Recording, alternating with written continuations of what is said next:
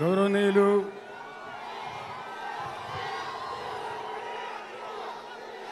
మన తెలంగాణ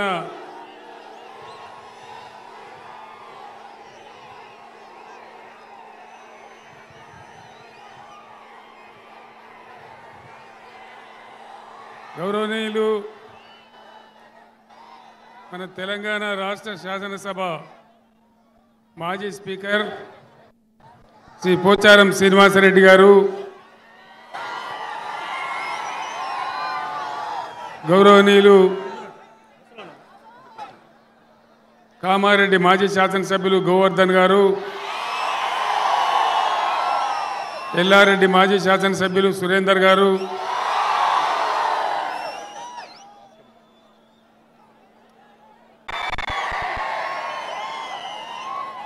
బీఆర్ఎస్ రాష్ట్ర నాయకులు, బీఆర్ఎస్ పార్లమెంట్ అభ్యర్థి గౌరవనీయులు గాలి అనిల్ కుమార్ గారు,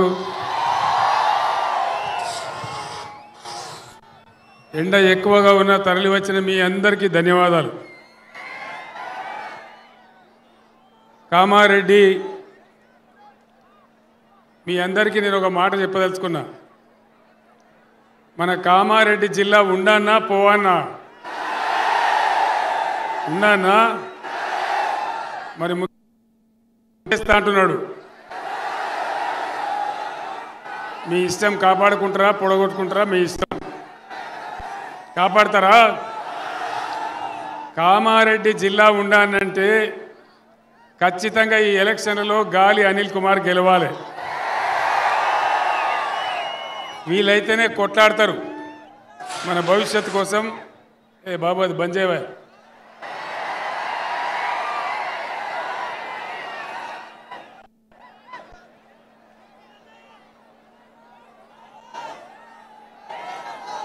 నరేంద్ర మోడీ ఈ దేశ ప్రధానిగా 10 సంవత్సరాల నుంచి పనిచేస్తూ ఉన్నాడు. ఒక 150 హామీలు ఇచ్చినాడు ఆయన. ఒక్క హామీ అని నెరవేరిందా? సబ్కా సాత్ సబ్కా వికాస్ జరిగిందా? సబ్కా సత్యానారాయణ దేశం దెబ్బతిన్నది. రూపాయి విలువ డాలర్తో చూసుకుంటే 84 రూపాయలు అయింది. ఎక్స్పోర్ట్స్ అన్ని బంద్ అయిపోయినాయి, ఇంపోర్ట్స్ పెరిగిపోయినాయి. దేశ ఆర్థిక పరిస్థితి దిగజారుతూ ఉంది. మేక్ ఇన్ ఇండియా అన్నాడు, ఏమైనా జరిగిందా? Make in India, digital India అన్నాడు, ఏమైనా జరిగిందా? బేటీ పడావో బేటీ బచావో ఏమైనా జరిగిందా? అచ్చే దిన్ వచ్చిందా? అచ్చే దిన్ రాలేదు, కానీ సచ్చే దిన్ అయితే గ్యారెంటీ వచ్చింది. అదేవిధంగా జన్ ధన్ యోజన ఎవరికన్నా ప్రయోజనం జరిగిందా? మీ దగ్గర కామారెడ్డి వాళ్ళకు ఇక్కడ బీజేపీ ఎమ్మెల్యే గెలిపించారని అందరికీ భారతదేశం అంతా 15 లక్షలు ఇస్తే మీకు మోదీ 30 లక్షలు వచ్చినాయా? వచ్చినాయట కదా నా కామారెడ్డి వాళ్ళకు. రాలేదా? 15 లక్షలు రాలే, 30 లక్షలు రాలే, ఎవరికి రాలే. కామారెడ్డిలకు 30 వచ్చినాయట కదా, మొత్తమే రాలేదా? ఏవలకేం జరగలే. రైతుల ఆదాయం రెట్టింపు చేస్తానన్నాడు మోడీ, జరిగిందా? ఇట్లా ఇష్టం వచ్చినట్టుగా ఆయన నోటికి వచ్చినట్టు 150 రాలేదా? 15 లక్షలు రాలే, 30 లక్షలు రాలే, ఎవరికి రాలే. కామారెడ్డిలకు 30 వచ్చినాయట కదా, మొత్తమే రాలేదా? ఏవలకేం జరగలే. రైతుల ఆదాయం రెట్టింపు చేస్తానన్నాడు మోడీ, జరిగిందా? ఇట్లా ఇష్టం వచ్చినట్టుగా ఆయన నోటికి వచ్చినట్టు 150 వాగ్దానాలు చెప్పిండు. 150 ఒక్కటి కూడా అమలు కాలే. దేశ ప్రతిష్ట మంట కలిసింది, రూపాయి విలువ పడిపోయింది, అంతర్జాతీయంగా మన దేశ ప్రతిష్ట దెబ్బతిన్నది. ఇది వాస్తవం. మనకు రావాల్సిన నవోదయ కాలేజీలు రాలే, మనకు రావాల్సినటువంటి ఒక మెడికల్ కాలేజీ రాలే. మన 7 మండలాలు గుంజుకపోయి ఆంధ్రాకి అప్పచెప్పినాడు.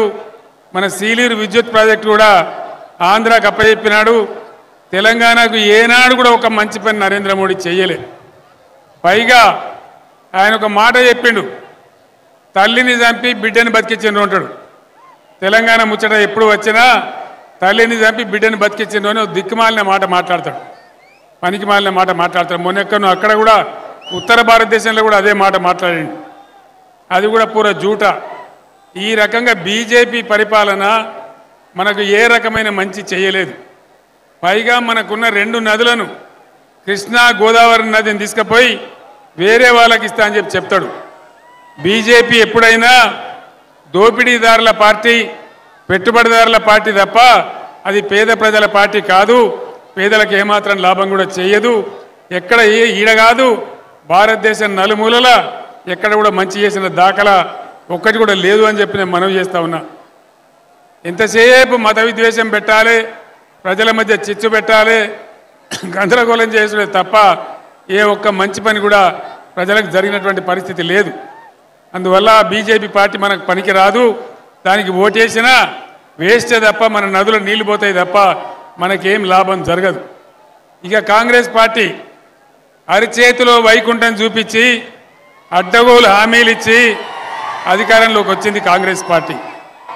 కేసీఆర్ కళ్యాణ లక్ష్మికి ₹1,00,000 ఇస్తున్నాడు, మేము తులం బంగారం కల్పిస్తామన్నారు.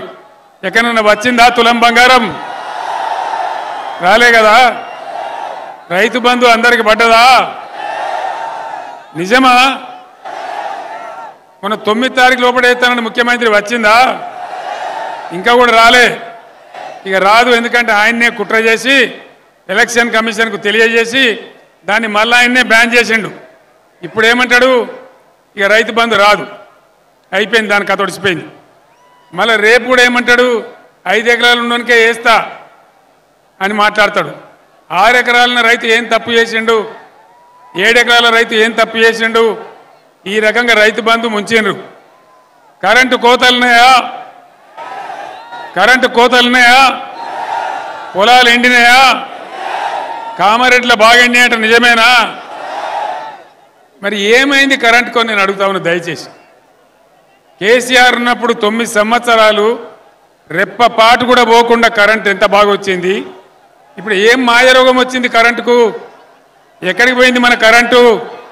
ఇంకా దాని మీద ఉల్టా పల్టా మాట్లాడే తప్ప ఏమైంది కరెంటుకి? ఎక్కడికి పోయింది? మంచినీళ్ళు సరిగా వస్తున్నాయా? మిషన్ భగీరథ వస్తలేవా?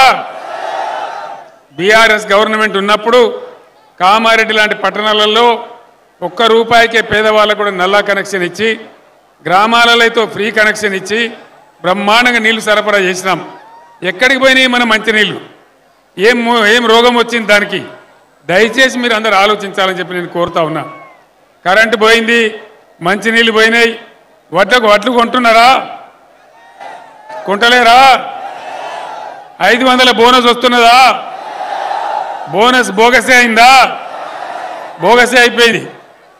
అదేవిధంగా ఇలా ముఖ్యమంత్రి ఒక మాట చెప్పిండు, కేసీఆర్ ఉన్నప్పుడు ₹1,00,000 మాఫీ చేసిండు, నేను 2 లక్షలు మాఫీ చేస్తా, డిసెంబర్ 9 నాడే సంతకం పెడతా, మీరు ఉరుకుని బ్యాంకులకు పోయి 2 లక్షలు అప్పు తెచ్చుకోమన్నాడు. వచ్చిందా 2 లక్షల రుణమాఫీ? రాలేదా? కాలేదా అన్న 2 లక్షల రుణమాఫీ? 2 లక్షల రుణమాఫీ కాలేదా? కాలే. ఇప్పుడు ఏం చేస్తాడు ముఖ్యమంత్రి? ఏ ఊరికి పోతే ఆ ఊరి దేవుని మీద ఒట్టు, యాదగిరి కాడ ఒట్టు, బాసర కాడ ఒట్టు, ఏ ఊరికి పోతే ఆ ఊరి కాడ ఒట్టు. చేసే సిపాయి ఎవడన్నా ఒట్లు పెట్టుకుంటాడా? అంటే ఒట్లు పెట్టుకున్నాడు, కేసీఆర్ను తిట్టుడు 2 తప్ప ఇంకో ముచ్చట లేదు. అయితేనేమో దేవుళ్ళ మీద ఒట్లు, లేకపోతే కేసీఆర్ మీద తిట్లు, ఇంతే కదా. 5 నెలల బట్టి ఇదే దుకాణం. ఇక మహిళలకు, ఆడబిడ్డలకు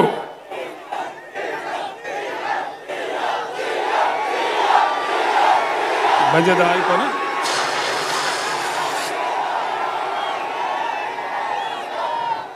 అది కాకుండా నా పక్కకు పెద్ద సంఖ్యలో ఇక్కడ ఆడబిడ్డలు ఉన్నారు. అమ్మా, మీ అందరికీ మనిషికి 2,500 ఇస్తాను నెలకు. వచ్చినాయా?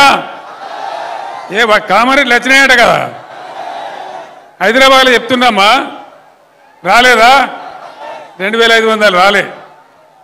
ఇట్లా ఏ మాట కూడా కాంగ్రెస్ పార్టీ 6 గ్యారంటీలు అని చెప్పి ఏ ఒక్క మాట కూడా నిలబెట్టుకోలే. అది నిలబెట్టుకోకపోయారు. పాత రైతు బంధాన్ని ఇచ్చిండ్రా, అది కూడా ఇయ్యలే. పంటలు కోసే టైం వచ్చినా కూడా లేదు. అంటే ఏం జరుగుతుంది రాష్ట్రంలో? అసమర్థులు, తెలివి తక్కువ వాళ్ళు, పని చేతగాని వాళ్ళు రాజ్యంలో ఉంటే ఇదే జరుగుతుంది. ఇవాళ అదే జరుగుతున్నది. మనం ఇచ్చిన కరెంటు పోయింది, మంచినీళ్ళు పోయినాయి, రైతు బంధు పోయింది, రైతు బీమా కూడా ఉంటుందో పోతుందో తెలియదు. ఎవ్వలకు ఏం చేయలే. యువ వికాసం అని నిరుద్యోగులకు 4000 నిరుద్యోగ భృతి అన్నారు, వచ్చిందా? యువ వికాసం అని చెప్పి 5 లక్షల రూపాయలు బ్యాంక్ కార్డు ఇస్తాం ప్రతి విద్యార్థికి అన్నారు. ఎక్కడైనా ఇచ్చిండ్రు? ఎవరికన్నా ఏ విద్యార్థికి రాలే. ఇది ఇయ్యపోయినరు. కానీ మన గవర్నమెంట్ ఉన్నప్పుడు వేసినటువంటి ఏదైతే ఫీజు రియంబర్స్మెంట్ ఉందో దాన్ని కూడా ఇస్తలేరు, ₹1 కూడా ఇస్తలేరు. సోషల్ వెల్ఫేర్ హాస్టల్స్ పెట్టినాం 1100, వాటిని జూనియర్ కాలేజీలు చేసినాం. అక్కడ పిల్లలకు అన్నం కూడా సరిగ్గా పెడతలేరు. 125 స్కూళ్ళల్లో కలుషిత ఆహారం తిని విద్యార్థులు హాస్పిటల్ల పాలవుతూ ఉన్నారు. ఏం జరుగుతూ ఉంది? 5 నెలలనే ఇంత ఆగమాగం ఉంటుందా? కేసీఆర్ పోగానే కట్క బంద్ చేసినట్టే కరెంటు బంద్ అవుతుందా? నల్లాలు బంద్ అవుతాయా? రైతు బంధు బంద్ అవుతుందా? మరి డబ్బులు ఎక్కడికి పోతా ఉన్నాయి? ఏం జరుగుతూ ఉంది?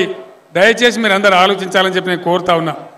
మీ అందరితో నేను ప్రార్థించేది ఒకటే, మీరందరూ కామారెడ్డి గడ్డ చాలా చైతన్యం, తెలంగాణ ఉద్యమంలో బ్రహ్మాండమైన పోరాటం చేసిన గడ్డ.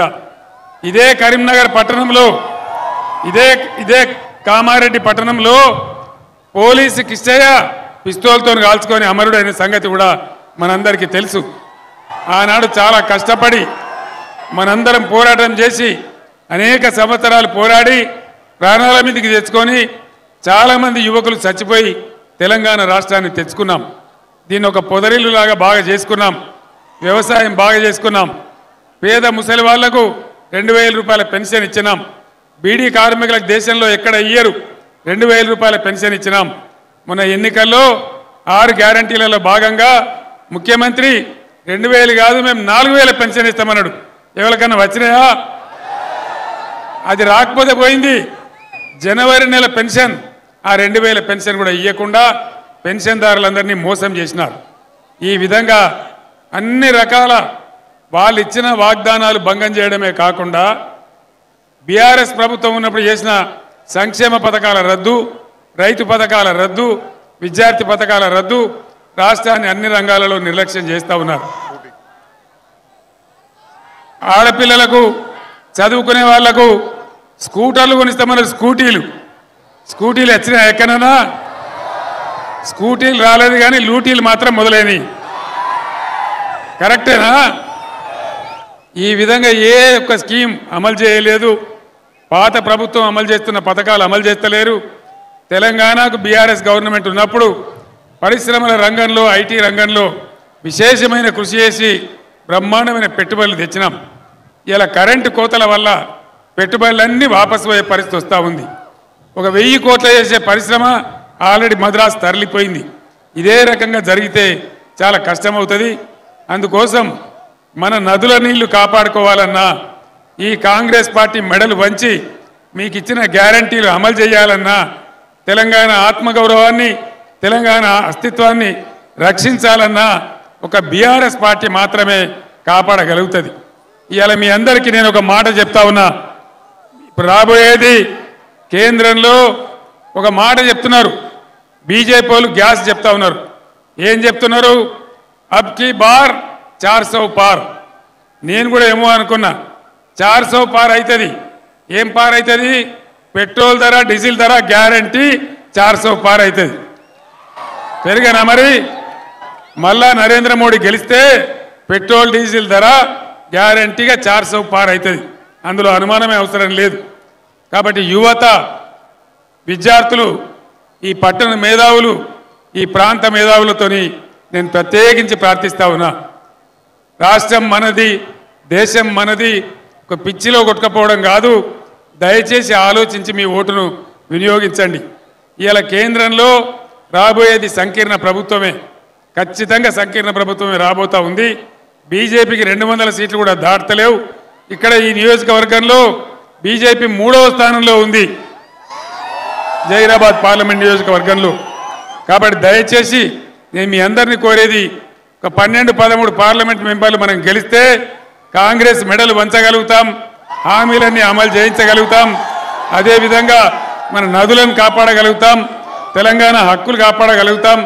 దయచేసి విజ్ఞతతో ఆలోచించి మీరు బీఆర్ఎస్ పార్టీకి, గాలి అనిల్ కుమార్ గారు యువకుడు, ఆయన తెలంగాణ ఉద్యమంలో పాల్గొన్నటువంటి వాడు, మంచి వినయం విధేయత ఉన్నవాడు, మీరు అవకాశం ఇస్తే బ్రహ్మాండంగా మీ సేవలో ఉంటాడు. కాబట్టి దయచేసి అనిల్ కుమార్ గారిని గెలిపించాలని కోరుకుంటూ నేను మీ దగ్గర సెలవు తీసుకుంటా ఉన్నా. జై తెలంగాణ. కారు గుర్తుకే, కారు గుర్తుకే.